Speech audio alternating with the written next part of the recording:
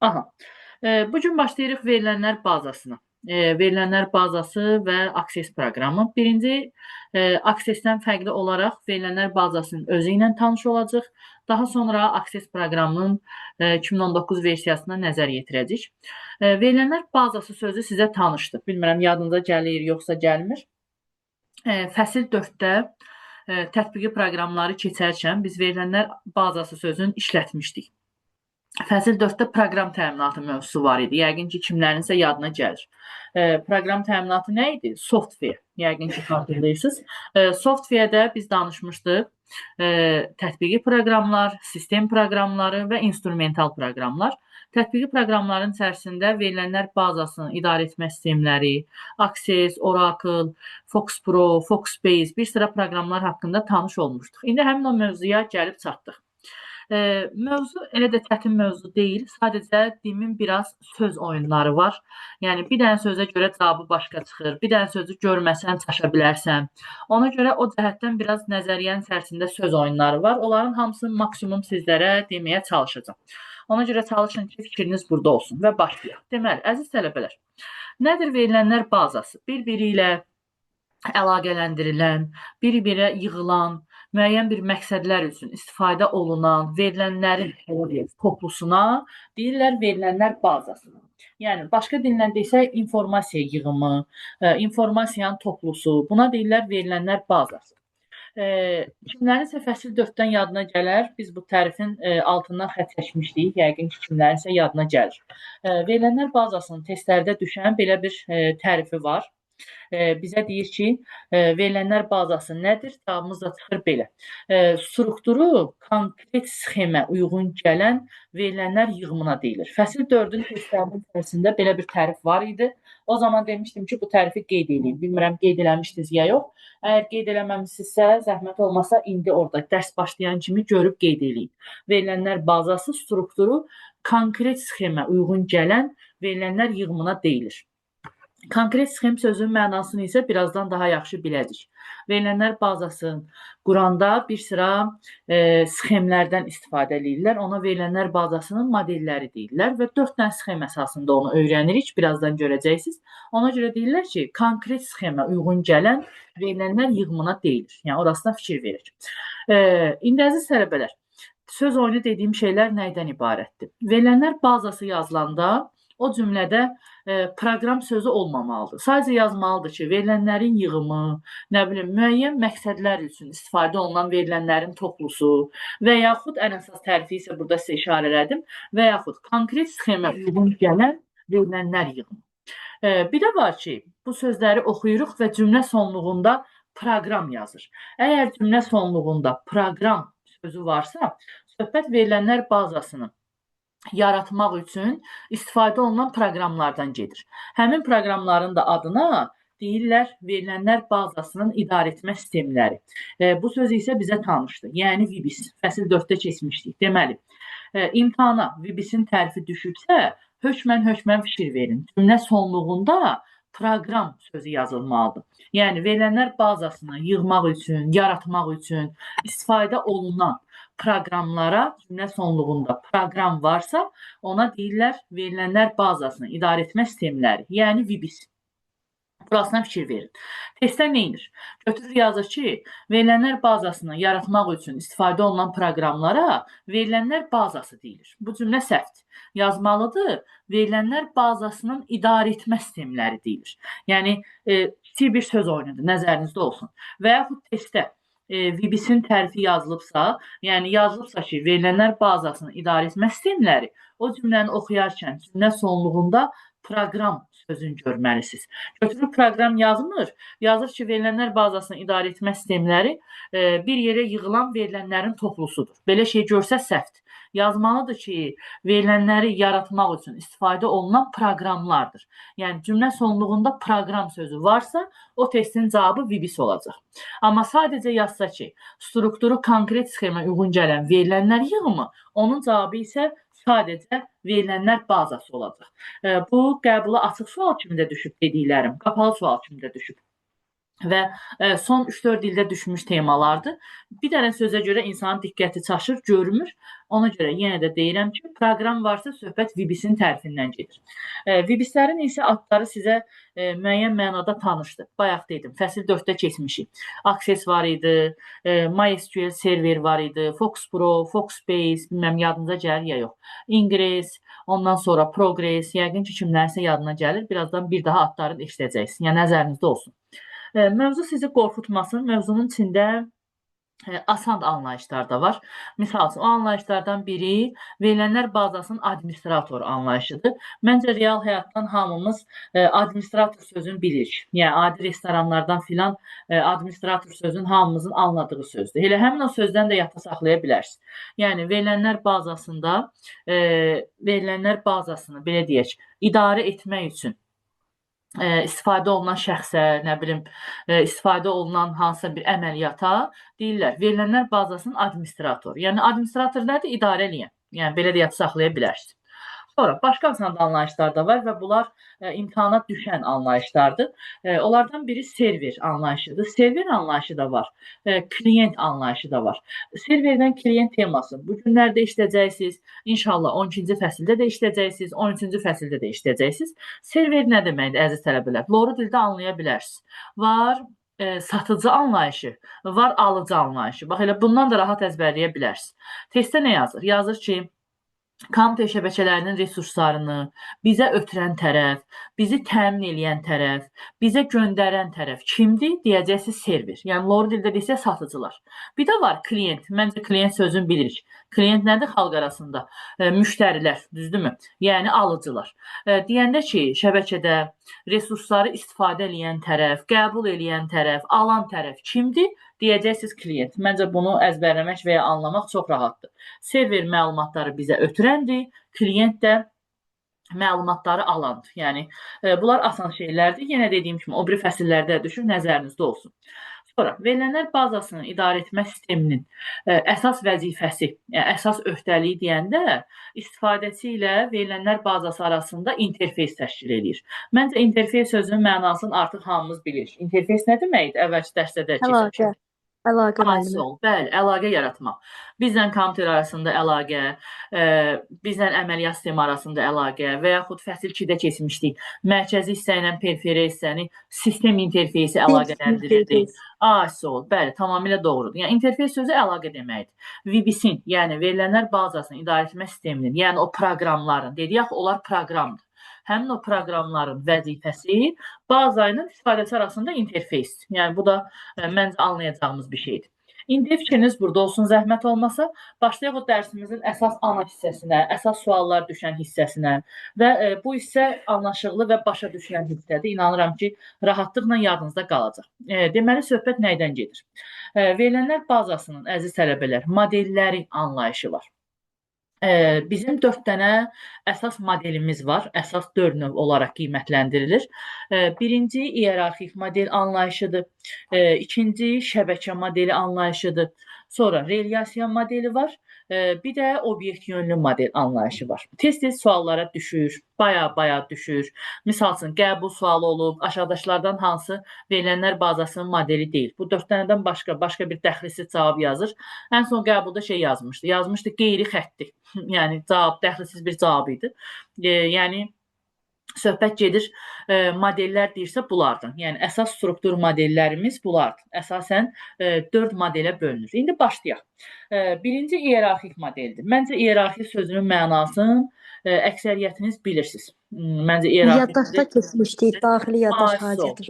Düzdür, tamamilə doğrudur. İyerarxik modelə bəzən budaqlanan struktur və yaxud ağacvari model də deyirlər. Bu bizə əvvəlki dərslərdən də tanışdır. Gəlin, biraz xatırlayaq. Misal üçün, fəsil 2-də kompüterin yaddaşını keçəndə onda demişdik ki, kompüterin xarici yaddaşı iyerarxik quruluşa malikdir və yaxud əziz tələbələr, fəsil 5-də əməliyyat sistemləri dərsini keçəndə demişdik ki, fayl və kataloq mövzusu var idi. Demişdik ki, fayllar asıla gedir, ötürülə gedir. Onlar da iyerarxik quruluşa malikdir. Yəni, ağacvari model deyəndə, iyerarxik model deyəndə, loru dildə desək bir nəsil ağacı, nə bilim, bir idarə prinsipi, yəni bir-birinə ötürülə gedir. Və bundan bir sıra şəkilli suallar qarşımıza düşür. Məsəl üçün, bir şəkili burada göstərmişəm. Universitetin içində fakültələr olur, fakültələrin içində kafedralar olur. Yəni, bir istiqamətli ötürülə gedir. Və yaxud, dimdə düşən başqa bir şəkil də sizin üçün çəkin. Baxın, məsəl üçün, qəbulda düşmüş şəkildir. Buradan çəkirəm, baxın. Misal üçün, bu ağacın kökü, buradan budaqlar çıxır, buradan da budaqlar çıxır. Yəni, bu bir iyerarxik modelə bir misaldır. Yəni, elə bir ki, Lord ilə desəm, sanki ağacı tərsinə çeviriblər. Kök, oradan budaqlar, oradan da budaqlar. Yəni, ötürülə gedir. Buna deyirlər iyerarxik model və yaxud ağacvari model və yaxud budaqlanan struktur. Yəni, durumu budur. Və bizə sual düşür ki, iyerarxik modelin mənfi tərəfi nədir? Uşaqlar, iyerarxik modelin 2 dənə əsas mənfi tərəfi var. Birinci mənfi tərəfi yəqin ki, kitabda da görə bilərsiniz. Birinci mənfi tərəfinin adı yuxarıdan aşağıya prinsipidir. Bu nə deməkdir? Bu model bir istiqamətli modeldir. Yəni nə? Birinci bu məlumatları bura ötürür, bunlar bura ötürür. Yəni bir istiqamətli gedir. Lori dildə desəm, bu universitetin tutaq ki, rektorudursa, bu fakültələrdirsə, onlar da kafedralardırsa. Yəni, belə deyək, kafedranın universitet rektoruna nəsə deməyə ixtiyarı yoxdur da. Yəni, bu onu ötürür, o onu ötürür. Və yaxud Azərbaycanda olur, tutaq ki, müdürdür, onun köməkçiləridir, o da onun köməkçiləridir. Ondan sonra, nə bilim, fəhlələrdir. Hansısa bir fəhlənin gəlib müdirə nəsə demək ixtiyarı yoxdur. Yəni, elə bir şey. Yəni, iyerarxik model bir istiqamətlidir. Elə bir ki, nəsl ağacına bənzəyir. Valideynlər, övladlar, sonra nəvələr, sonra nə bilim, kötücələr, nəticələr və s. Belə bir istiqamətli gedir. Ona görə deyirlər ki, bunun bir istiqamətli olmağı mənfi tərəfdir. Yəni, aşağı təbəqədə olan insan, belə üzr istəyirəm, yuxarıda durana nəsə deyə bilməz. Yəni, Lori dildə desək, mənası budur.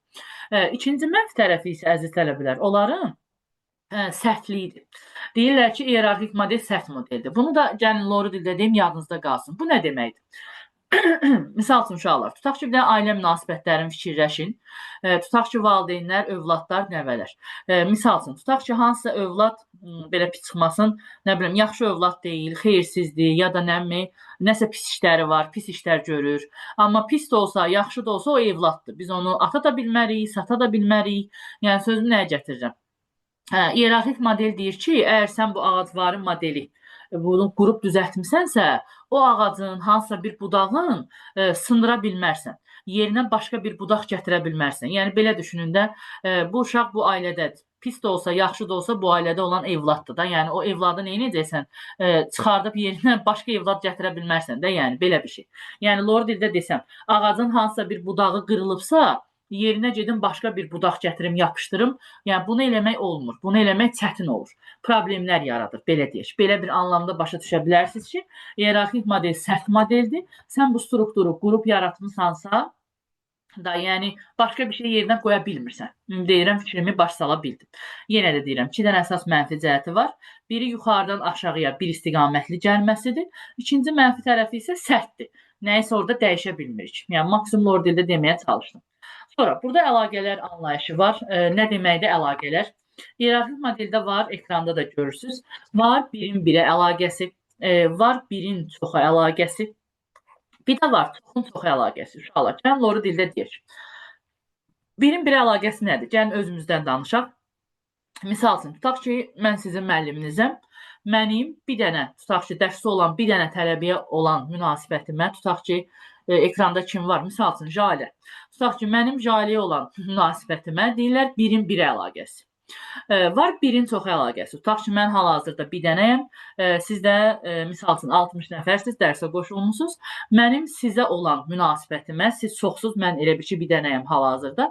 Mənim sizə olan münasibətimə deyirlər birin çoxa münasibəti. Bir də var çoxun çoxa. Çoxun çoxa münasibəti nə deməkdir? Sizin müəlliminiz bir dənə mən deyiləm, başqa müəllimləriniz də var, ingilis dili, nə bilim, məntiq müəlliminiz və s. Ümumi müəllimlərin tələbələrə olan münasibətinə isə çoxun çoxa əlaqəsi deyirlər. Yəni, məncə anlaşılan bir şeydir. Əsas məsələ bilin ki, burada çoxun birə əlaqəsi yoxdur. Biraz digitalizerim yaxşı yazmaya bilər. çoxun birə əlaqəsi yoxdur. Yəni belə deyək də lori dildə. Belə sözün biraz pis çıxmasın, deməli nə? Misal üçün bizim dərsimizi iyerarxik modelə bənzətsək, əziz tələbələr. Elə birinci birin çoxa var. Yəni mən sizə nəsə deyə bilərəm, çoxun birə yoxdur. Yəni siz mənə nəsə deyə bilmərsiniz. Elə birinci mən ulduzam, yenə də siz sualsınız. Yəni mən sizə nəsə deyə bilərəm, amma sizlər mənə nəsə deyə bilmərsiniz. Yəni çoxun birə teması yoxdur. Bir istiqamətlidir. Yəni ümid edirəm söhbətim anlaşılır. Sonra keçək növbəti modelimizə. Növbəti modelimizin adı şəbəkə modelidir. Şəbəkə modeli iyerarxik modeldən fərqli olaraq daha mürəkkəb model hesab olunur. Düzdür, iyerarxikdən fərqli olaraq burada bir istiqamətli anlayışı yoxdur. Yəni yuxarıdan aşağıya prinsipi yoxdur. O cəhətdən onun mənfi tərəfləri yoxdur. Amma bunun mənfi tərəfi nədir? İyerarxik model hamının arasında əlaqə qurur deyə o cəhətdən mürəkkəb və bahalı model hesab olunur. Misal üçün, tutaq ki, ekranda görürsünüz. Universitetdən bu fakültəyə gəlir, bu fakültədən buna əlaqə gedir, ondan bura əlaqə gedir. Yəni hamının arasında əlaqə var. Və yaxud dildə düşən başqa bir şəkil, misal üçün sizin üçün çəkim. Tutaq ki, bundan bura gedir, bundan bura ötürülür və yaxud bundan bura məlumat gəlir, bundan bura gedir, ondan buna gəlir, bundan ona gedir. Yəni elə bir ki, hamının bir-biri ilə lor dildə desə əlaqəsi var. Ona deyirlər ümumi halda şəbəkə modeli. Yəni bir istiqamətli deyil, necə deyim lor dildə, ədalətli modeldir. Yəni hamının bir-biri ilə belə deyək, əlaqəsi var. Amma uşaqlar, şəbəkə modelinin problemli tərəfi nədir? Lor dildə desək, düşünün ki, bir dənə otaqda misal üçün 7-8 dənə kompüter var və biz şəbəkə modeli qururuq. Hamını bir-biri ilə əlaqələndiririk. Hamını bir-birinə əlaqələndirməyimiz üçün naqillər götürməmiz lazımdır. Naqil nə idi? Fəsil 2-də keçmişdik. Ona şin deyirdilər. Bilməm, yadınıza gəlir ya yox. Naqillər, şinlər, kabellər və yaxşı kabellərdən istifadə eləməliyik ki, hamının bir-birinə olan əlaqəsini quraq. Amma o yaxşı kabelləri almaq üçün, əziz tələbələr, hamının bir-birinə əlaqəsini qurmağımız üçün, kabelləri almağımız üçün bizə nə lazımdır? Aydın məsələdir ki, pul lazımdır. Yəni, hamının bir-birinə əlaqəsini qurmaq bizə pul sərfiyyatına gətirib çıxardır. Yəni, rasxodumuz çox olur, belə deyim. Ona görə də deyirlər ki, şəbəkə modeli ümumi halda bahalı modeldir. Yəni, daha çox rasxod çıxır hamının əlaqəsini qurmaq üçün. Bu da bunun mənfi tərəfidir. Amma iyerarxik modeldən fərqli olaraq burada birin bir əlaqəsi də var, birin çoxa da var. Sonra çoxun çoxa da var, amma iyerarxikdən fərqli olaraq burada çoxun birə əlaqəsi də var. Yəni, hamı bir-birinə nəsə göndərə bilər. Bir nəfər də o birlərə, onlar da bir nəfərə. Yəni, bu o cəhətdən ədalətli modeldir. Yəni, 4 əlaqənin 4-ü də, yəni çoxun birə əlaqəsi də burada mümkündür. Əsas bir dənə burasından fikir verin. Sonra yolumuza davam edək. Gəlir obyekt yönlü model. Uşaqlar, obyekt yönlü modelin əslində belə xüsusi qeyri-adi sualları yoxdur. Şəkilli sualı da yoxdur. Obyekt yönlü model haqqında nələri bilək, nələri bilsək bəs eləyir. Birinci, obyekt yönlü model var. Yəni, əsas sizdən istədiyim obyekt yönlü modelin belə adına hörmət eləməkdir. Yəni, bilin ki, bu model var. İkinci olaraq bilin ki, bu model relyasiya və şəbəkə modellərini özündə birləşdirir. Relyasiya nədir? Az sonra danışacaq. Zaten dərsimiz elə ondan ibarətdir. Amma bilin ki, relyasiya modeli və şəbəkə modelinin əsasında obyekt yönlü modeli yaradıblar. Bir bunu bilin. Bir də əlavə məlumat bilmək istəsəz, lori dildə belə anlayın ki, obyekt yönlü model daha mürəkkəb struktura malikdir. Daha mürəkkəb verilənlər bazasının qurulmasında istifadə olunur. Yəni, bizim belə misalımız və yaxud nəsə bir çətin testimiz yoxdur bundan bağlı. Sadəcə belə bilin ki, bu model var və iki modelin qarışığıdır. Oradan da tuta bilərik ki, iki modeli qarışdırıblarsa, deməli, mürəkkəbdir də, yəni. Qısaca onu bilin. Obyekt yönlü proqramlaşdırma var. Proqramlaşdırma bir sahəsidir. Bəlkə kimsə ixtisasından filan bilər. Orada istifadə olunur. Onun prinsipləri əsasında istifadə edilir. Yenə də deyirəm, qeyri-adi bizim üçün sualı yoxdur. Əsas bir dənə belə var olduğuna necə deyərlər, hörmət eləyək. Yəqin ki, yadda qalır. İndi başlayayım. Bizim bugünkü dərsimiz, ümumiyyətlə aksiyez, hamısı relyasiya modeli üzərində qurulub. Relyasiya modeli nədir, əziz tələbələr? Relyasiya modeli ümumiyyətlə verilənlər bazasında olan proqramların əksəriyyətinin istifadə elədiyi bir modeldir.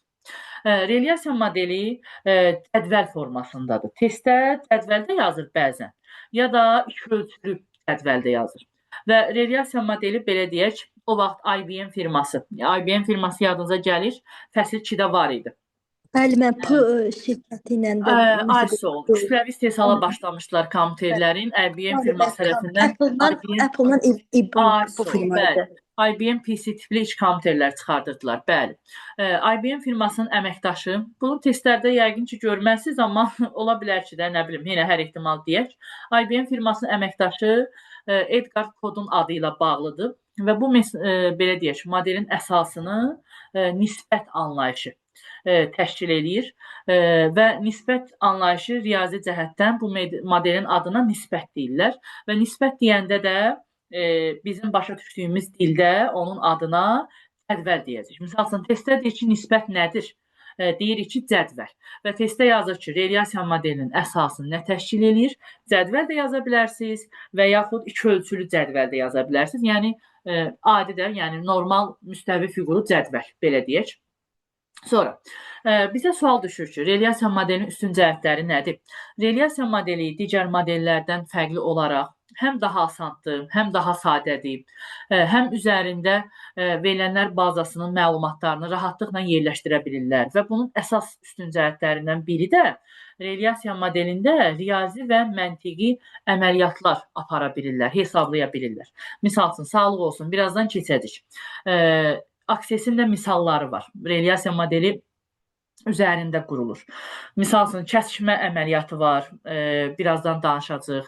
AND funksiyası var. Exceldə keçdiyimiz AND-ə bənzəyir, amma teması başqadır. Sonra OR funksiyası var, misal üçün, birazdan danışacağıq. Misallarda not funksiyası qarşımıza çıxır. Exceldəkinin eynisi deyil, amma daha maraqlı və asandır. Birazdan misalları eləyəcək inşallah. Yəni, belə deyək. Relyasiya modelində riyazi və məntiqi əməliyyatlar apara bilirlər. Bu da onun əsas üstün cəhətlərindən biridir.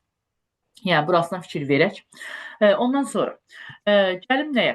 Relyasiya modeli ekranda gördüyünüz formadadır. Yəni, cədvəl deyəndə söhbət belə bir cədvəldən gedir.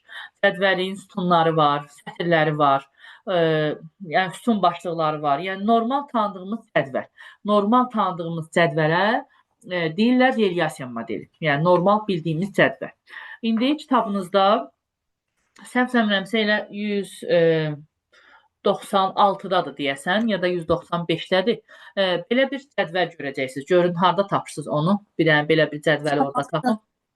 196-da, aha. Həmin bu 196-cı səhifədə olan cədvəli əzbərləmək lazımdır. Sizdə yəqin ki, belə rəngli cədvəldir, məndə ağ formasındadır. Bu cədvəli əzbərləmək lazımdır. İndi gəlin bu cədvəlin bəzi temaların misal üzərində maksimum sizə göstərməyə çalışaq. Deməli, az əvvəl dedim ki, cədvəlin özünə nisbət deyirlər aksesdə. Yəni, deyəndə ki, cədvəl nədir? Deyirlər nisbət. Onu yəqin ki, orada görəcəksiniz. Sonra, verilənlər bazasında olan informasiya obyektinə mahiyyət deyirlər, o da orada qarşınıza çıxacaq. Onlar daha çox əzbər anlayışlardır. İndi başqa əsas nə anlayışlarımız var? Deməli, cədvəlin nəyi var? Cədvəlin sətirləri anlayışı var. Cədvəlin sətirlərinə orada görəcəksiniz. Burada mən sizin üçün yazıram. Cədvəlin sətrinə yazı deyirlər. Və yaxud, əziz tələbələr, kortej deyirlər. Görün, orada qarşınıza çıxır. Biraz da terminlər sizə qəribə gələ bilər, amma maksimum mənimsəməyə çalışaq. Sətir, yazı, kortej, bunlar eyni anlayışlardır. Orada cədvəldə də görəcəksiniz. Hətta bunu biraz da artırsam, yaza bilərəm ki, nisbətin gücü. Baxın, orada da görəcəksiniz. Nisbətin gücü. Yazmışıq ki, nisbətin gücü kortejlərin sayıdır. Kortejlərin sayı da sətirlərin sayı deməkdir. O da yazı deməkdir. Yəni, dolay yolla eyniləşdirə bilərik bunları. Sətir, yazı, kortej, o da bərabərdir nisbətin gücünə. Yəni, nisbətin gücü, yenə də deyirəm, sətirlərin sayı deməkdir. Yəni, dolay yolla eyni anlayışa gəlib çıxır. Sonra bir də, əziz tələbələr, var sütun anlayışı. Sütun. Sütun deyəndə də, bunu bura aparım. Sütun deyəndə də sahə deyirlər onun adına, orada görəcəksiniz. Və yaxud domen deyirlər. Ola bilər ki, onu da orada görəsiniz. Və həmçinin nisbətin, görün, orada tapırsınız, nisbətin qüvvəti. Orada qarşınıza çıxacaq. Nisbətin qüvvəti də deyə bilərik onun adına. İndi dedim ki, bununla bağlı misallı suallar var. Nə deməkdir misallı suallar? Misal üçün, əziz tələbələr, ekranda gördüyünüz cədvəli verir və sizdən soruşur. Sualda deyir ki, verilən cədvəldə neçə dənə yazı var? Biz də bilirik ki, yazı nədir? Sətirlərin sayı. İndi baxın, zəhmət olmasa ekranda verilən cədvələ. Sizdən soruşsaydılar ki, neçə dənə yazı var, sətir var, kortej var, eyni şeydir. Nə cavabı verərdiniz? Bəzən tələbələrdən soruşsan ki, burada cədvəldə neçə dənə yazı var, sətir var, götürüb şey deyirlər, cavabı 6 deyirlər. Hələ tələbələr, cavab 6 deyil. Sətir deyəndə, baxın, bu nömrələnən sətirlər götürülür. Yəni 5 dənə. Yuxarıdakı başlıqlar götürülmür. Onun səbəbi odur ki, o cədvələ baxın, görəcəksiniz. Sütunların başlığına atribut deyirlər. Görün, orada qarşınıza çıxır. Sütunların başlığına atribut deyirlər. Ona görə sizə sətir deyəndə elə bilin ki, bu başlıq hissəni atırsınız, yerdə qalanları götürürsünüz. Yəni başlıqlardan sonra nömrələnmiş hissələr. Yəni sətir deyəndə onlar götürülür. Sütun deyəndə isə çaşdırıcı nəsə yoxdur. Neçə dənə sütun varsa o qədər. Burada neçə dənə sütun var? Nömrə sütunu, soyad sütunu, ad sütunu, məntiq, ingilis dili və informatika. Nə qədərdir sayı? 6 dənə. Ola bilər, burada biraz xət ağ rəngdə düşüb, çox görə bilmirsiniz. Amma nömrə sütunu, soyadlar, adlar, məntiq, ingilis dili və informatika. Yəni 6 dənə. Yəqin ki, yadda qalır. Sətirlərin sayı 5 dənədir, sütunların sayısı 6 dənə. Deməli, yazı da desə, kortej də desə, nisbətin gücü də desə, cavab 5-dir. Sütun, sahə, domen, nisbətin qüvvəti, bunun da cavabı 6-dır. Özünüzün qeydin apardıqsa ya da nəsə bir screenshot filan elədirsə, gəlin test bankından da sizə necə deyərlər, canlı sualı göstərim, görmüş olasınız. Bir dənə ekrana baxın, zəhmət olmasa. Buradan çıxın, gəlin sizə real olaraq sualın göstərək. Bir saniyə. Aha. Yəqin ki, burada əvvəllərdə bir sualımız olacaq. Deməli, bunlar çox asan şeylərdir, testlərə düşür. Ona görə gəlin baxaq. Zəhmət olmasa ekranda 71 nömrəli suala baxın. Görün 71-in cavabını nə deyəcəksiniz? Ekran görünür də yəqin ki. Hə, görünür. Buyurun. 71-in cavabı nə deyərsiniz? 5 müəllim. Bəli. 5. Bəli, tamamilə doğrudur. Biraz çətin sual idi, amma dedim yenə də sizlərdən soruşum. Yəqin ki, yadda qalır. Az əvvəl dedim ki, başlıqları atırıq, nömrələrindən sətirləri götürürük. Yəni, cavab 5. İnşallah ki, hamıya 5 olmağı aydındır. Yəqin ki, tamam. Gəlin bir dənə o birinin də sualını verək, ürəyimizdə qalmasın, qorxmayasınız. Aksesin nəzəriyyəsindən fərqli olaraq testləri daha asandır. 39-un da bir koşu cavabını tapın zəhmət olmasa. Bu da çətin olacaq. Görün, tapa bilirsiniz. 3 Neçə? 3 4 39-un cavabı 8 değil 4 müəllim. Yoxdur, 4. Niyə 4 ay 8 qaldı? müəllim, 8. Sağ ol, ay Ümid, halaldır sənə. Təşəkkür edirəm müəllim. Maşallah sənə. 4 deyən tələbələr yazı yazılıb sizə. Siz niyə Yazı, bunları aynen. saydınız? Qarışdırdım. Vay, vay, vay. Axtarırdım. Bir başlayardıq da aşağılar. Yazı sətirdir. Nə tez açdınız? 2 dəqiqəyə maşallah. Cavab 8. Mən hələ o birinin sualını tapmamışam. Prosta yol üstü dedim, görmüşkən soruşum. Vay, vay, vay, vay. 44-ün cavabı nə olacaq, professorlar? Deyib verilənlər bazasının hansı modelidir? Cədvəl görürük. Cədvəl hansı modelidir? Relyasiya. Bəli, tamamilə doğrudur. Relyasiya modeli. Yəni imtahana belə elementar şeylər də düşür. Nəzərinizdə olsun. İndi görüm o birinə aid bir sual tapsam, onu da verəcəm. Hə, nəhayət ki. 19-cu sual.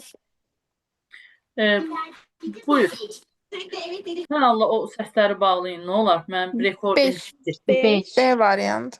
1, 2, 3, 4, 5. O qəribə səslər gələndə onu bağlayın. Mən paylaşacağam. Xoşbəxt oldu rekord. Deməli, sahələrin sayı. Bəli, sahələrin sayı sütun deməkdir. Sütun da neçə dənədir burada? Məncə hamımız saya bilirik, Allaha şükür. 1 dənə, 2 dənə, 3 dənə, 4 dənə və 5 dənə. Bəli, doğru cavabımız D bəndi. 5. Yəqin ki, Hamıya tamam. İnanıram sizə. İnşallah. Müəllim bu imtahan düşür. İmtahana belə şey düşür. Hə, niyə düşmür? Partlatdıq ki. Maşallah, maşallah. İnşallah ay Ümid. Nəysə, sonra sən sözlərimi deyərəm. Yolumuza tamam. Deməli, ümid edirəm ki, hamımız Ümidin daxilində hamımız anladıq. Sonra yolumuza davam eləyək. Atar anlayışı var. Atar anlayışından birazdan danışacağım. Bir və ya bir neçə atributun birləşməsinə də atar deyirlər. Amma atarların başqa bir anlamı var. İndi ona gəlib çıxıram.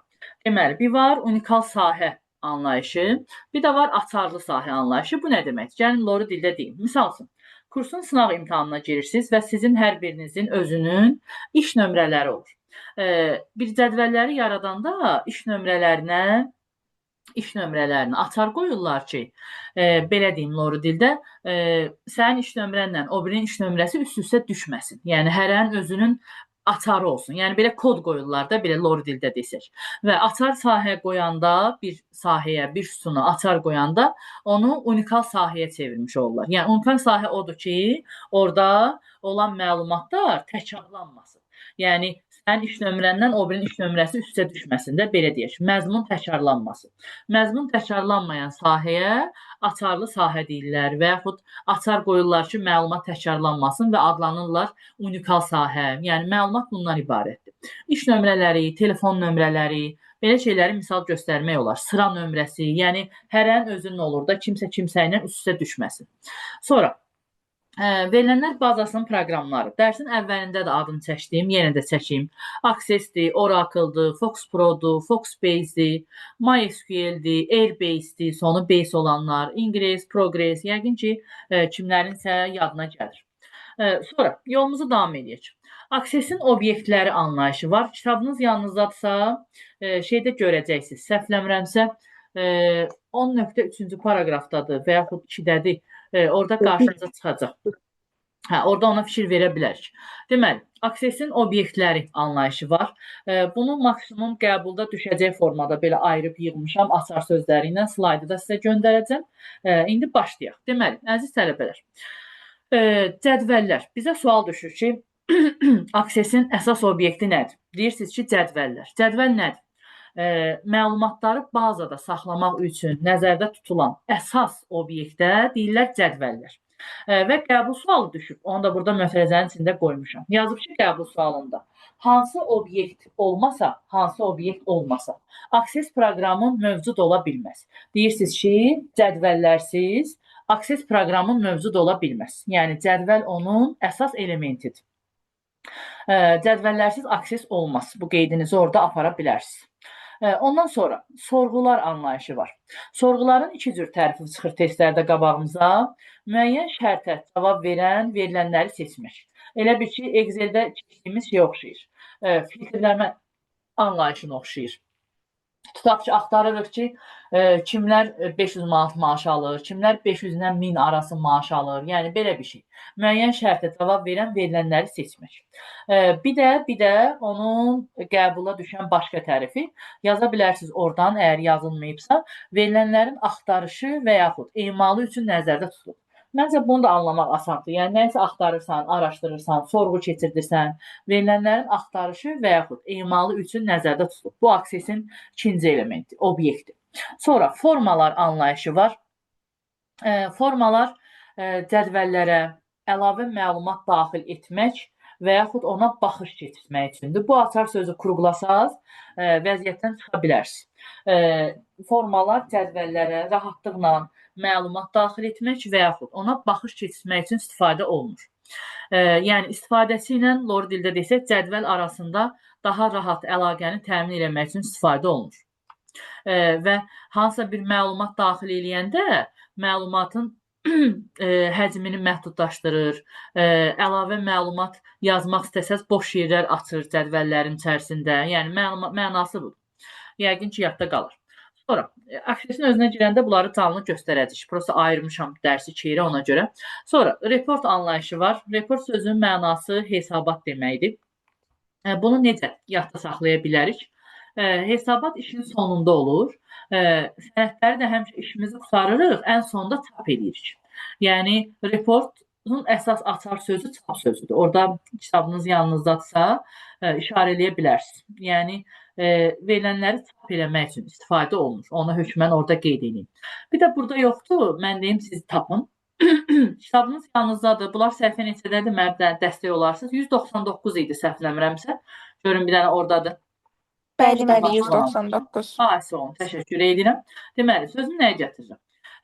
Reportun yanında, çap sözün yazandan sonra yanından bir dənə ox qoyub yazın ki, yeganə obyektdir ki, yəni bu aksesin obyektlərinin içərisində yeganə obyektdir ki, verilənləri redaktə etmək olmur. Digitalizerin möhtəşəm yazır, ümid edirəm yaza bilirsiniz. Redaktə Nəyin etmək yanında yazaq müəllimə? olmur. Necə? Onu Hesabatın nəyin? yanına yazın. Nəyin? Hesabat, reports. Ekranda hara yazıram? Onun yanına. Aha, bilmirəm. Aha, hesabatın yanına yazın ki, zəhmət olmasa, yeganə obyektdir ki, redaktə etmək olmur. Testlərdə görəcəksiniz. Deyir ki, aksesin hansı obyektidir ki, orada düzəliş eləmək olmur. Deyirsiniz ki, hesabat. Əslində məntiqlə yadda saxlaya bilərsiniz. Bir şeyi artıq çap eləmisiniz. Yəni mən o harda da düzəliş eləyim, iş işdən keçib. Bu Yəni şeydə belə- də var idi, çap formasında olmurdu nəsə düzəliş eləmək. Əvvəlki dərslərinizdə deyirsən. Bəli, bəli. Olar, məntiqlə bağlaya bilərsən. Yəni bir şey çap eləmişəm artıq, niyə orada düzəliş eləyim? Elə də yadda saxlaya bilərsiniz. Olar. Sonra page anlayışı var. Page sözü ingiliscəsindən bilirik. Pages, yəni səhifələr. Bu da sadə formada düşür. İnternetdə və yaxud lokal şəbəkədə istifadə olunan səhifələrdir, internet səhifələridir. Belə də yadda saxlaya bilərsiniz. Yəni asan formada yadınızda qala bilər. Ondan sonra makros anlayışı var. Makros sözü bundan əvvəlki dərslərdən bizə tanışdır. Bilmirəm, yadınıza gəlir ya yox. Makroslar tez-tez istifadə olunan əmrləri sadələşdirmək üçün, avtomatlaşdırmaq üçün istifadə olunur. Bilmirəm, yadınızdadır ya yox. Şeydə keçmişdik. Word-də də keçmişdik, Excel-də də keçmişdik, Power-də də keçmişdik. Klaviatura düyməsi də var idi. Alt F8, bilmirəm, yadınıza gəlir ya yox. Yəni həmin o makrosun elə buradakı adıdır. Yəni əmrlər toplusu deyirlər onun adına, tez-tez istifadə olunan, mürəkkəb belə deyək, tez-tez istifadə olunan əmrləri sadələşdirirlər, avtomatlaşdırırlar. Yəni bunun üçün makroslardan istifadə olunur. Sonra bir də var modullar anlayışı. Bu söz sizə tanış sözdür. Daha doğrusu tanış olmayan yeni sözdür. Modullar isə verilənlər bazasını daha da genişləndirmək üçün, daha da mükəmməlləşdirmək üçün, sazlamaq üçün istifadə olunan və ən əsası açar sözü budur. Visual Basic dilində yazılmış proqram prosedurlarıdır. Orada əsas açar söz Visual Basic sözüdür. O sözü orada işarə eləyə bilərsiniz. İndi isə sizə bir dənə detal deyim, çaşmayasınız. Kimlərin isə yadına gələr. Word-də, Excel-də, PowerPoint proqramında Visual Basic dilində deyəndə makroslar götürülürdü. Bilməm, yadınıza gəlir ya yox. Misal üçün, Word-ün içində belə bir sual var idi. Makroslar hansı proqramlaşdırma dilində yaradılır? Bilmirəm, yadınıza gəlir ya yox. Makroslar Visual Basic, VBA dili yazılırdı testlərdə. Yəqin ki, kimlərinsə yadındadır. VBA dilində yaradılırdı. Yəqin ki, yadınıza gəlir. Amma Access proqramında Visual Basic sözünü görsəz, o zaman modullardan istifadə edəcəksiniz. O zaman modullardan istifadə edəcəksiniz. Əgər çaşacaqsınızsa, qeyd apara bilərsiniz. Deməli, yaza bilərsiniz ki, Word-də, Excel-də, Power-də Visual Basic deyəndə makrosları götürürük. Amma Access proqramında Visual Basic sözünü görsək, söhbət modullardan gedəcək. Yəni birdən qarışdırarsınız o biri proqramlarda, ona görə. Bir də deyirəm, Word-də, Excel-də, Power-də Visual Basic sözünü gördük, cavab makrosdur. Amma Access proqramında Visual Basic sözünü görən kimi söhbət gedəcək modullarda. Ümid eləyirəm, yadda qalır. Ümid edirəm, hamıya can sağlıq. Sonra, kitabı açmışsınızsa 199-cu səhifəni. Zəhmət olmasa bir dənə də qəbul tərifini deyək, onu da yazın. Söz oyunları çoxdur, maksimum yenə də deməyə çalışaq. Deməli, modulları işarələyib yaza bilərsiniz. Bir də oralardan bir yerlərdən yazın ki, modulların ikinci tərifi, modulları həm də belə deyirlər. Mürəkkəb proqram əməliyyatlarını yerinə yetirmək. Buradan yazıram sizin üçün. Mürəkkəb proqram əməliyyatlarını yerinə yetirmək. Çox da yaza bilmirəm yenə də. Mürəkkəb proqram əməliyyatlarını yerinə yetirmək üçündür. Mürəkkəb proqram əməliyyatlarını yerinə yetirmək üçündür. Yəqin ki, hamıya can sağlıq. Yəqin tam. Sonra yolumuza davam edək. Az qalmışam bu hissədən. Prosta əsas bu hissədən aksesin 2 sualı düşür. Biri adətən bu hissədəndir. Ona görə bunu belə xüsusi deməyə çalışıram. Həm də belə yadda qalan hissədir. Çətin hissə deyil. Sonra verilənlərin tipləri anlayışı var uşaqlar. Verilənlər, yəni informasiyanın tipləri. Onların adlarına sahə tipləri də deyirlər və yaxud sadəcə verilənlərin tipləri anlayışı da deyirlər. Və bunlar nədir? Bizə sual düşür ki, bayaq dedik ki, aksesin əsas obyekti hansıdır? Sizə deyəndə aksesin əsas obyekti, biz dedik ki, cədvəllərdən söhbət gedir.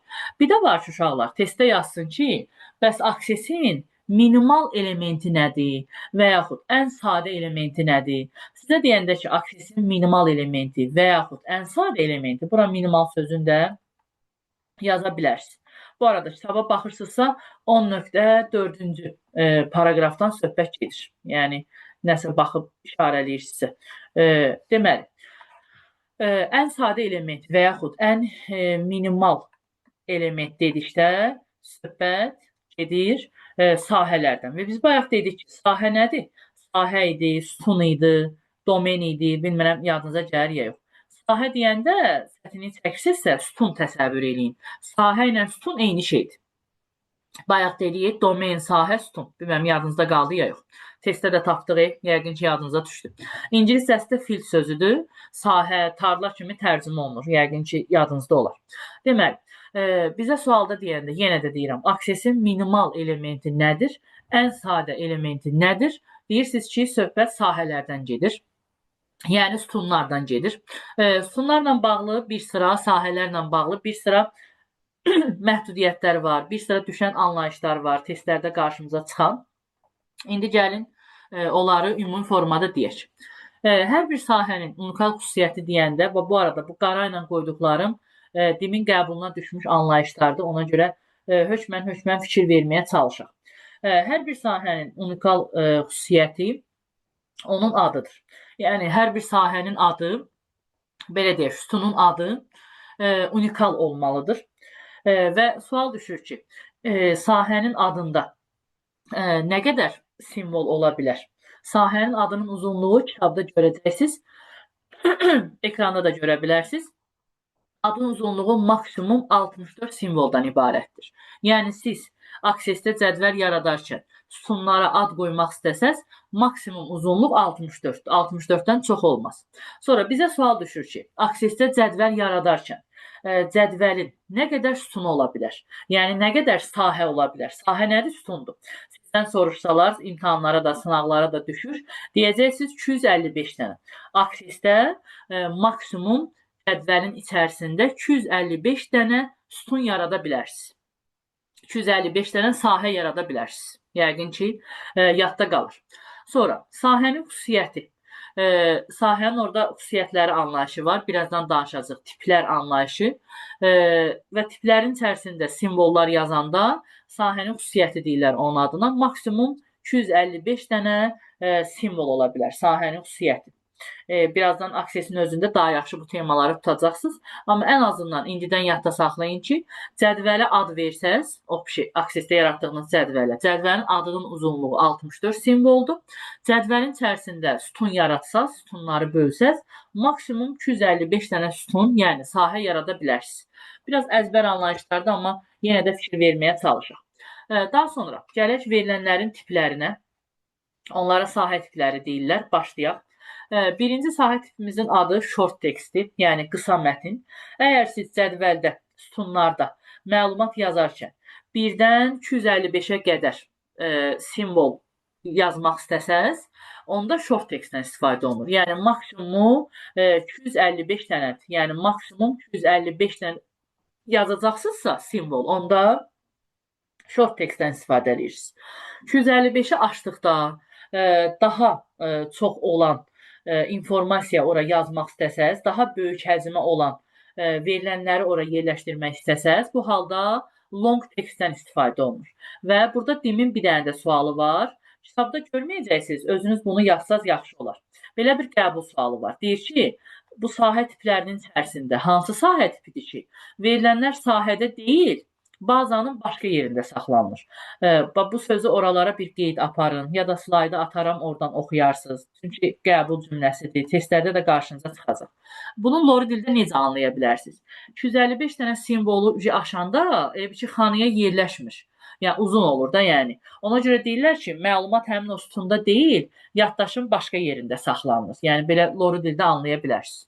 Sonra yerdə qalanlar asandır. Əgər ədədlər yazırsınızsa, hesablamalar aparacaqsınızsa, bu zaman ədəd nədir ingilis dilində? Number sahə tipindən istifadə olunur. Məncə bunu rahatlıqla yadda saxlaya bilərik. Ondan sonra, əgər cədvəlin içərisinə öz doğum tarixinizi, hansısa bir tarix zaman qeyd eləyəcəksinizsə, bu zaman date at time-dan istifadə eləyə bilərsiniz. Xanaya pulla bağlı bir ədədlər yazacaqsınızsa, pul məlumatı saxlayacaqsınızsa, o zaman currency sahə tipindən istifadə olunur. Sonra autonumber. Autonumber ikinci adı sayğacdır. Autonumber avtomatik artma xüsusiyyətinə malikdir. Adətən sıra nömrələrinə, iş nömrələrinə, telefon nömrələrinə filan autonumber qoyurlar ki, sırayla məlumatlar daxil olunsun da, yəni biz özümüzü yormayaq. Biz yazdıqsan o ora daxil eləsin. İndi birazdan real olaraq göstərəcəm. Sonra var yes no. Yes no-nun mənası nədir? Əgər siz xanaya nəsə bir sual yazırsınızsa, tutaq ki, doğru və ya yalan, açıq qapalı, hə, yox tipli. Tutaq şimdi birazdan göstərəcəm. Tutaq ki, cədvəldə yazırsan ki, magistr olsunmu? Əgər tık işarəsi qoysaq, yes kimi qəbul edir, qoymasaq no kimi qəbul edir. Yəni sual verəndə, bəli, xeyr tipli cavablar verəndə. Sonra only object anlayışı var. Only object sözünün mənası nə deməkdir?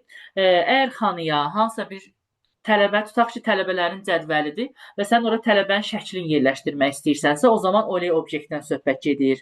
Ona səs də deyirlər, videoda deyirlər, musiqi də qoymaq deyirlər, only object. Hətta ümumi halda səs, video, şəkil yerləşdirməyin adına termin olaraq multimedia deyirlər. Bilmirəm, bu söz fəsil 2-dən filan sizə tanış olar. Testdə yazır ki, video qoymaq, səs qoymaq, şəkil qoymaq, ya da bəzən yazır ki, xanaya multimedia tipli verilənlər qoymaq üçün hansı elementdən, daha doğrusu hansı sahə tipindən istifadə olunur? Deyirsiniz ki, only objektdən. Sonra hyperlink anlayışı var. Hyperlink sözü istinadlar deməkdir. Əgər siz tutaq ki, cədvələ belə deyək, link yerləşdirmək istəyirsinizsə, e-mail ünvanınızı filan yerləşdirmək istəyirsinizsə, bu zaman hyperlink tipindən istifadə eləyirlər. Yəni mənası belə bir şeydir. Bu insertdə var da, səhv eləmirəmsə, yoxsa hyperlink bəli, insertdə idi, bəli. Düzdür. Bu danışdıqlarım əsas sahə tipləri idi. İndi birazdan göstərəcəm. Misal üçün, number-dan bərabər large number əmri də var. Əgər sadə kiçik ədədlər hesablamalar aparılırsa, number-dan istifadə edirlər. Amma böyük ədədlər daxil edirlərsə, bu zaman large number sahə tipi var, ondan istifadə edirlər. Birazdan real olaraq göstərəcəm. Ondan sonra sadəcə vaxt və tarix qoyurlarsa, o zaman kiçik bir aralıq vaxt tarix qoyurlarsa sadə cədvəllərdə date and time-dan istifadə olunur. Date and time-ın bir də extended növü var, birazdan göstərəcəm. Onda vaxt və tarixi aralıq formasında qoyurlar. Tutaq ki, nə bilim 1990-cı ildən 2000 aralığı, 1990-dan 2010 aralığı. Onlar çox da istifadə olunmur, amma yəni ümumi formada qarşımıza çıxır. İndi birazdan real olaraq sizə göstərərəm. Gəlin sizə rahat olsun deyə, biraz da təsəvvürümüz olsun deyə Access proqramının içindən girim və müəyyən bir şeyləri görmüş olasınız. Gəlin sıfırdan daxil olaq Access-ə görək bu danışdıqlarımız nə deməkdir. Uşaqlar, Access proqramının forması digər proqramlardan fərqlənir. Yeni açılanda belə açılır və burada nə görürük? Database sözü. Biz demişdik ki, misal üçün, Word-də yaradılan sənəd. Word-də yaradılan sənədin adı nə idi? Document 1. Yadınıza gəlirmi? Excel-də yaradılan sənədin adı nə idi? Book 1. Sonra PowerPoint-i keçdik. PowerPoint-də yaradılan sənədin adı Presentation 1. Access proqramında yaradılan sənədin adına isə ekranda görürsünüz. Deyirlər Database 1. Və Access-in fərqi nədir digər proqramlardan? Database-ə daxil oluram, istəyirəm ki, bir Access proqramının içinə girim. Girmək istəyərkən nə gəlir? Belə bir pəncərə gəlir. Deyir ki, öncə faylın adını təyin elə, sonra gir. O biri proqramlarda girirdik, işimizi görürdük. Axırda yaddaşa verəndə ad filan qoyurduq. Burada onu da eləyə bilərsən. Amma burada durum nədir? Bir şeyi yaratmamış, elə bir ki, deyir, öncə adını qoy, sonra yarat. Yəni bunun belə qəribə bir xüsusiyyətləri var. Belə deyir, tutaq ki, adını yazıram və create-ə basıram. Buradan da daxil oluram. Access proqramının özünə. Və bu gördüyüm Access proqramının özüdür. Və səhifənin yuxarısına da baxsaz, burada yazılıb. Info-xu database. Çünki adını nə qoydum database-in? Info-xu qoydum. Yəqin ki, hamımız görürük. Bəs Və burada bayaq dediyim- Buyur. bəs burada adda yazılmayan nəsə var? Olmayan işarələr falan demək istəyirsən. Bəli. Faylın adında olmayan işarələr elə o şey işarələrdir. Windows-da keçdiyimiz. Yəni belə deyək, 2 nöqtə işarəsi idi, ulduz idi, sual idi, böyüdür, kiçikdir işarələri idi. Bunlar elədir. Amma bir də var ki, misal üçün nəyin adında, cədvəlin adında ola bilməyən işarələr anlayışı var. Prosta indi birazdan cədvəli danışanda deyəcəkdim, amma indidən deyə bilərəm. Cədvəl deyəndə bu table-dan söhbət gedir. Misal üçün, table-ın adına kitabınızda hardasa görəcəksiniz. Nida işarəsi qoymaq olmur, transkript mötərəzələri qoymaq olmur, cədvəlin adına, sonra nöqtə işarəsi qoymaq olmur. Kitabda bilmirəm hansı səhifədədir, amma qarşınıza çıxacaq. Bir də qoşa dırnaq işarəsi var. Ona dimin dilində düz dırnaq işarəsi deyirlər. Onlardan da istifadə eləmək olmur. Amma bu şeyin adında, bu table-ın adında. Burada table 1 yazmışam. İndi birazdan göstərəcəm, o adını dəyişə bilirəm. Adını dəyişəndə nöqtədir, dırnaqdır, transkript mötərəzələridir, bir də qoşa dırnaq işarəsi. Onlardan qoymaq olmur. Buradakı məhdudiyyət odur. Sonra cədvəlin adı bayaq da dedim. Maksimum 64 simvoldan ibarət ola bilər. Cədvəldə sütunlar yaratsan, maksimum 255 dənə sütun, sahə yarada bilərsən. O bayaq dediklərimdir. Birazdan göstərəcəm. Deməli, öncə bayaq dediklərimin bəzilərini real olaraq göstərim. Deməli, əziz tələbələr, bayaq dedik ki, Access proqramının əsas obyekti nədir? Cədvəllər. Baxın, mən Access-ə sıfırdan daxil olmuşam, amma nə aktivdir? Cədvəl bir aktivdir. Bunu mən eləməmişəm, özü aktivdir. Sonra bayaq sizə dedim ki, Access-in minimal elementi və yaxud ən sadə elementi nədir? Dedik ki, sütun və yaxud sahə, düzdürmü? Baxın, mən Access-ə sıfırdan daxil olmuşam. Siz burada, mən burada. Mən heç eləməmişəm. Amma bir dənə ID adlanan sütun aktivdir. Yəni bu sıfırdan aktivdir. Ona görə bayaq yazdırdım sizə, bilmirəm yazdınız ya yox. Dedim ki, Access-in minimal elementi və yaxud ən sadə elementi ekranda da gördüyünüz kimi cədvəlin bir dənə sütunudur. Yəni ID sütunu, onun adını da dəyişə bilərsiniz və s. İndi gəlim əsas temaya. Deməli uşaqlar, o sahə tipləri, onlar hardadır, məna nə deməkdir? Deməli, Access proqramında nə edirlər? Cədvəllər yaradırlar. Heç olmasa bir şifahi burada bir məlumat verir. Ekranı böyüdürəm. Ekranın bir dənə aşağısına baxın. Görün, aşağıyı görə bilirsiniz. Aşağıya gələndə, deyirəm, hamı görür. Aşağıya gələndə 2 dənə görünüş rejimi bizi qarşılayır. Birinci görünüş rejiminin adına datasheet deyirlər. İkinci görünüş rejiminin adına isə design rejimi deyirlər. Datasheet rejimi cədvəl rejimi gedir. Normal cədvəli yaratmaq üçün, daha doğrusu cədvələ baxmaq üçün, doldurmaq üçün. Design rejiminin adı isə cədvəli tərtib eləmək rejimidir. Cədvəli tərtib eləmək. Girirəm bura və bayaqsa dedim ki, Access-in qəribə bir xüsusiyyəti var. Nəyi yaradırsansa, deyir, öncə adını qoy, sonra yarat. Adını qoymasam, sonra yaradanmıram. Daxil oluram bura, ad qoyuram. Tutaq ki, yazıram ki, oxuyanlar. Əslində olan. Oxuyanlar cədvəli. OK, bastım və belə bir pəncərə açıldı. Görürsünüz, cədvəlimizin adına yazıb oxuyanlar. Və bizə sual düşür ki, mən hal-hazırda hardayam? Bayaq dedim, design rejimindəyəm və mənə sual düşür ki, design rejimində cədvəl neçə dənə sütundan ibarətdir? Ekranda görə bilərsiniz. Design rejimində olan cədvəlimizin 3 dənə sütunu var. 1, field name, field nədir? Sahənin adı. 2, data type, ona deyirlər verilənlərin tipləri. Sonra 3-cünün də adına deyirlər description. Description sözünün mənası təsvir deməkdir. Description sözünün mənası təsvirdir. Bir cədvəli yaradarkən cədvəlləri ilk öncə burada yaradırlar. Daha sonra cədvəl rejiminə çevirib baxırlar. İndi necəsinə gəlib çıxacaq. Gəlin yavaş-yavaş başlayayım. Deməli, əziz insanlar, Birinci, bura ID yazılıb. İstəsəz bunu silə bilərsiniz. ID yazmayaq, misal üçün, tutaq ki, yazıram ki, tələbələrin, misal üçün, iş nömrələri. Tutaq ki, belə bir. İş nömrələrinə çox vaxt Altondan və adlanan sahə tipi qoyurlar. Düzdür, başqa bir şeylər seçə bilərsiniz. O bayaqsa danışdıqlarıma baxın, buradadır. Amma adətən Altondan və qoyurlar ki, iş nömrələri avtomatik doldurulsun.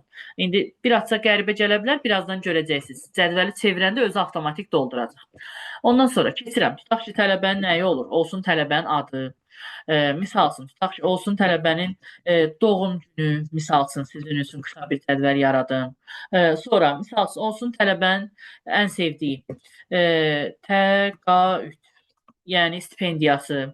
Sonra, olsun tələbənin e-mail adresi.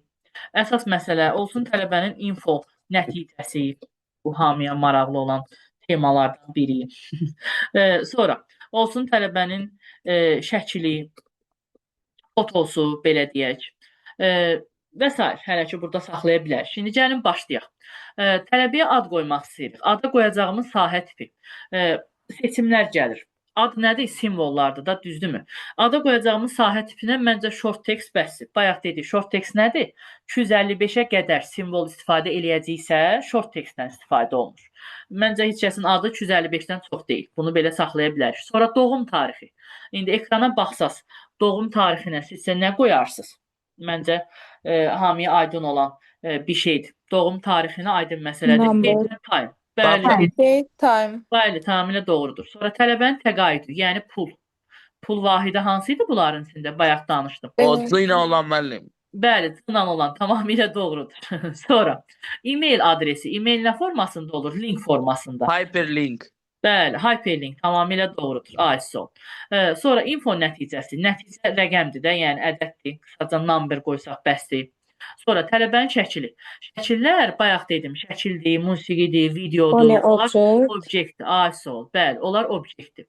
Əsas sualı yazmadım, əziz tələbələr. Əsas sual, master olacaqmı? Əsası qaldı. Bu da yes no-dur. Bəli, ISO, afərin sənə. Bəli, buna da yes no deyirlər. Bəli, tamamilə doğrudur. Belə, başqa sahə tiplərini də buradan görə bilərsiniz. Və bayaq sizə dedim ki, iş nömrələridir, sıra nömrələridir, belə şeylərə açar qoyurlar. Bax, ekrana baxın, iş nömrələrinə gələndə görürsünüz açar işarəsi. Bax, burada sol tərəfə baxın, bilməm görürsünüz ya yox. Bunun adına yazıb primary key. Key sözü elə nədir ingilis dilində? Açar. Buna ilkin açar deyirlər. Bir də indi o bir dəfə danışanda deyəcəm, bir də xarici açar anlayışı var. O da çoxlu cədvəllər quranda cədvəllər arası əlaqə yaratmaq üçündür. Amma ilkin açar, ayrı açar. Bayaq sizə dedim, Lori dildə dedim ki, qoyurlar ki, məlumatlar üst-üstə düşməsin, təkrarlanmasın, iş nömrələrinə, sıra nömrələrinə, telefon nömrələrinə qoyurlar. Bax, burada real olaraq görə bilərsiniz. Buna ilkin açar deyirlər. Bir də foreign key, yəni xarici açar anlayışı var. O da böyük cədvəllərdə cədvəllər arası əlaqə qurmaq üçündür. Ən azından bunu indidən görün. Sonra gəldik bu description. Description sözünün mənası təsvir deməkdir. Və bizə sual düşür ki, bu dizayn rejimində bu 3 dənə cədvəl var. 3 dənə sütun var daha doğrusu. Sahə adları, sahə tipləri, bir də description. Deyir, bu 3 dənədən hansıları doldurmaq məcburidir, hansıları doldurmaq məcburi deyil. Əziz tələbələr, 2 dənə sütunu doldurmaq məcburidir. 3-cü sütunu doldurmağınıza isə ehtiyac yoxdur. Description sözünün mənası əlavə təsvir deməkdir. Bu cədvəldə görünmür. Tutaq ki, əlavə məlumat yazsın. Misal üçün, şəkil yerinə götürüb yazırsan ki, tutaq ki, şəklin həcmi 50 megabaytı keçməsin. Kiməsə göndərəndə, cədvəldə nəsə şəkli dəyişəndə o məhdudiyyəti nəzərə alsın. Misal üçün. Yəni, Lori dildə mənası bundan ibarətdir. Bunları eləyəndən sonra ekranın keçirəm aşağısına. Bax, ekranın aşağısına baxın. İndi mən dizayn rejimindəydim. İndi qayıdıram datasheet rejiminə, cədvələ baxmaq rejiminə. İndi qurduğum cədvələ baxın. Bax, indi baxın, sütun adları cədvəlin başlığına çevirəcək. Bax, baxın, datasheet rejiminə keçirəm. Yenə məndən sual verir ki, bunlar yadda qalsınmı? Deyirəm, bəli, daxil oldum. Baxın, Access proqramında cədvəli bizə yaratdı, düzəltdi. Bax, onlar bayaq nə idi? Field name, sütun adları. İndi həmin o sütun adlarını götürdü, başlıqlar formasında qoydu bizim üçün. İndi heç nə yolumuza davam edə bilərik. Bax, iş nömrəsinə nə yazmışdıq? Autonumber yazmışdıq. İndi bax, baxın, özü avtomatik dolduracaq. Tutaq ki, birinci yerə, misal üçün, tutaq ki, Aha, yazıram tutaq ki, misal üçün Ümid. Bax, özü avtomatik 1 qoydu. Tutaq ki, buradan Jalə yazıram, özü avtomatik 2 qoydu. Tutaq ki, Firuz yazıram, avtomatik 3 qoydu. Misal üçün, nə bilim, Kənan yazıram, avtomatik 4 qoydu. Və yaxud, nə bilim, Fərəh yazıram, kimlərin adını yuxarıda görürəmsə yazıram, 5 qoydu. Yəni, özü bir-bir avtomatik sıralayır. Autonomyanın mənası budur. Sonra gəlirəm doğum tarixinə. Doğum tarixi xanasından girən kimi, baxın, burada kalendar işarəsi çıxdı. Çünki mən doğum tarixinə nə qoymuşdum? Date and time qoymuşdum. Girirəm, yəni buradan gedib doğum tarixinizi seçib qoya bilərsiniz. Ümidə qoyuram sabahın 15-nin tarixini. 15-ində inşallah uşaq doğulacaq. Sonra digərlərini də seçib qoya bilərsiniz. Sonra çox vaxt itirməyin burada. Gəldim bura. Pul, yəni təqaüd. Bax, təqaüdə pul vahidi qoyduğumuz üçün fikir verirsiniz, dollar işarəsi qoyub. İstəsəz parametrlərindən dəyişib dolları, nə bilim, evroya da çevirə bilərsiniz, başqa vahidləri çevirə bilərsiniz. Manatı düzü yoxlamamışam, məncə manat yoxdur. Nəysə də, yəni, belə çevirə bilərsiniz. Tutaq ki, buradan seçirsiniz. Tutaq ki, nə bilim, uşağın stipendiyasını yazıram, tutaq ki, 200. Enteri basıram, dollar qoyur. Oldu 200 dollar. Buradan da nəsə boş vaxtlarınızda özünüzə pullar qoya bilərsiniz və yaxud oldu 300 dollar tutaq ki. Sonra e-mail adresi. E-mailə nə qoymuşduq? Link qoymuşduq. Nə yazırsansa, tutaq ki, uşağın e-maili. E-mail olsaydı güya ilə belə olardı. Deməli, .ru tutaq ki. Baxın, hyperlink qoyduğumuz üçün görürsünüz, üzərindən gələndə əl işarəsi çıxır. Çünki buna link qoymuşuq da, biz hyperlink qoymuşuq ona görə. Yəni ki, bu sahə tipləri cədvəlin quruluşu üçün sadələşdirir də, yəni işimizi. Tutaq ki, gəldim informatika nəticəsinə, misal üçün, yazıram uşağa 23 dənə, ya da yəni. İnşallah müəllim, inşallah. İnşallah. Buradakı uşağa da 25 yazıram. Bu uşağa da 25 yazıram. Ay Allah, 255 çıxdı. Nəysə. Sonra düşüm aşağıdakına, tutaq ki, hamıya yazım, sonra birdən kimsə küsər. Bu uşağa da 24 yazıram. Sonra buna da 25 yazaq. Bu bir uşaq zaten oxumur, dərsə gəlmir, dərs oxumur, ancaq əyləncələrə gedir. Ona da nəysə 20 yazıram. Həyat. Nəysə. Nəsə demək istəyə bilər. Getmədim. Bugün əyləncəyə belə getməmişdim. Nəysə, bunlar bizə maraqlıdır. Yolumuza davam edirik. Sonra gəldim bura. Şəkil. Şəkilin durumu nədir? Yəni, daxil olub, sağ düyməni vurub, insert object əmri var. Bura girə bilərsiniz və hansısa kompüterinizdəki fayldan ya da hansısa bir proqramlardan şəkil seçib buraya əlavə eləyə bilərsiniz. Şəkil görünmür, belə link kimi, şey kimi düşür də, yəni şəkil sözü düşür, elə qoya bilərsiniz. Sonra əsas məsələ, bayaq qoyduq ki, master olacaqmı? Onu da sual formasında qoyduq. Yes, no. Əgər burada türk işarələri qoyursunuzsa, onu yes kimi qəbul edir. İraq olsun, türk işarəsini qoymursunuzsa, onda onu no kimi qəbul edir. Yəni, mənası budur. Sonra hamısına yes qoydum ki, günah məndən geçsin. Mən hamınızı magistr elədim, inşallah. Sonra, əziz tələbələr, bir iki dənə kitabda olmayan bir iki qeyd var ki, onları da deyim. Deməli, o qeydlərimiz nədən ibarətdir? Misal üçün, hal-hazırda yazıram. Baxşı, bura info sözü yazıram. Mən yazanda ekranda sol tərəfə baxın, burada bir qələm işarəsi çıxır. Düşürəm aşağı, qələm işarəsi getdi. Elə ki, başlayıram yazmağa, buradan qələm işarəsi çıxır. Və bizə sualda deyir ki, qələm işarəsi nəyi bildirir? Kitabda görməyəcəksiniz, ona görə özünüz yazıb götürsəz yaxşı olar. Oralardan bir yerlərdən yazın ki, zəhmət olmasa, qələm işarəsi, elə sözlə yazın, testdə tutacaqsınız. Yazın ki, qələm işarəsi, yəqin ki, orada görəcəksiniz. Yaza bilərsiniz belə, xanıya verilənin yazıldığını bildirir. Qələm işarəsi xanıya verilənin yazıldığını bildirir. Yəni, yazı yazanda çıxır o işarə. Xanıya verilənin yazıldığını bildirir. Yəni, yazı yazanda çıxır. Bir də, burada ulduz işarəsi var. Ulduz işarəsi isə, neçə dənə sətrimiz var hal-hazırda? 7 dənə. Ulduz işarəsi isə testdə belə yazırlar. Sonuncu yazını bildirir. Bu, sol tərəfdə ulduz var ha. Bir dənə ulduz şəkli çəkin ora. Yazın ki, ulduz işarəsi isə, bu kitabda yoxdur, testlərdə görəcəksiniz.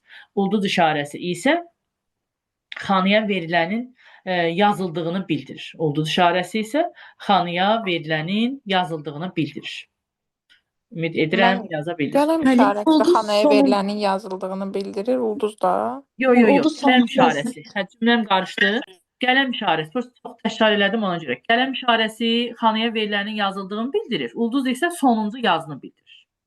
Hə, bildim. Sonuncu sətri. Yazı sətr deməkdir burada. Ulduz işarəsi sonuncu yazını bildirir. Qələm işarəsi isə xanaya verilənin yazıldığını bildirir. Yəni qələm yazan anda çıxır. Ulduz isə sətirlərdən ən sonuncu sətirdən sonra gəlir. Ona görə deyirlər sonuncu sətri, sonuncu yazını bildirir. Qələm isə xanaya verilənin yazıldığını bildirir. Yəqin ki, hamı yaza bildi. Can sağlığı. Sonra başqa bir-iki dənə də şey deyim, sonra əl çəkəcəm sizdən. Deməli, ekranın aşağısına baxsaz, görək aşağıyı görə bilirikmi? Burada ingilis dilində rekord sözü yazılıb. Rekord sözünün mənası nədir? Yazı deməkdir, düzdürmü? İngilis dilindən zapis eləmək, yazı yazmaq. Biz az əvvəl dedik ki, yazı nə deməkdir şeydə, aksesdə? Sətirlər deməkdir, düzdürmü? Hansısa testlərdə görə bilərsiniz. Ekranın bu hissəsini skrin eləyir, salır sualı. Ya da belə skrin eləyir də, belə deyək. O ekranı skrin eləyir, burada daha çox şey verir. Ekranın hamısı görünmür. Əsas məsələ sözüm nəyə gətirirəm? Bax, burada nə yazıb? 7 of 7. Tutaq ki, misal üçün bunu seçim. Bax, ekranın aşağısına baxın, nə yazıb bura? 4 of 7. Misal üçün, ekranın aşağısına baxsaz və sizdən soruşsa ki, verilən cədvəldə, indi cədvəlin hamısını verməyib də, sizə kəsib verib. Siz əsas baxırsınız bu hissəsinə. Sizdən soruşsa ki, cədvəldə neçə dənə sətir var? Sətir nədir? Yazı deməkdir, düzdürmü? Bayaq danışdıq. Bəlkə də terminlər qəribədir, amma belədir. Yazı sətr deməkdir. Bizə deyəndə ki, neçə dənə sətr var, yazı var. Siz baxacaqsınız şəkilli suallarda, bu cədvəlin aşağısına. Yəni, elə bir sual da ola bilər. Bu rekordun yanında yazıb 4 of 7. Bunun mənası odur ki, siz hal-hazırda 4-cü sətirdəsiz, amma maksimum neçə dənə sətrimiz var? 7 dənə. Yəni, bəzən sualda götürür, axıra qədər verir, ya hamısını verməyən, çaşdırıcı bir şeylər eləyə bilirlər. Amma burasına baxsaq, sadə sual kimi testlərdə, sınaqlarda görəcəksiniz. Yəni, burada olandır. Sətirlərin sayı burada, əgər o hissə verilibsə, sizi hansısa bir sualda çaşdıra bilməz. Yəni, elə şeylərə fikir verin. Rekord zaten yazı deməkdir. Yəni, ümumən nəzərinizdə olsun. Belə, bu hissəni burada saxlayın. Bu verilənlər bazası hissəmiz.